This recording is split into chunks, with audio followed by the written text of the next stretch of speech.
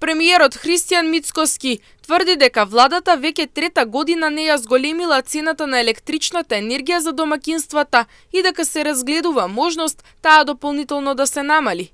Но и покрај ваквите тврдења, анкетираните граѓани велат дека секојдневно се соочуваат со скапотија, дека цените постојано растат и дека платите немаат доволна вредност. Еве веќе трета година почнуваме од мандатот.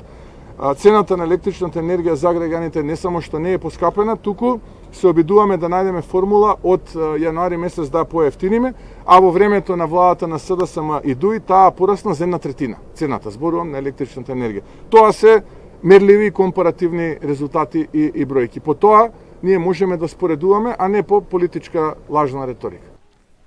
Анкетираните граѓани тврдат дека платите не се во согласност со потрошувачката. Велат тие дека пари се штедат за да се помине месецот. Да кажам скапо, гледајќи како се кочува скапо е. Се кочува на здрави живот, па сме живи здрави. Има толку така е. Не е само на лево се качува секој ден.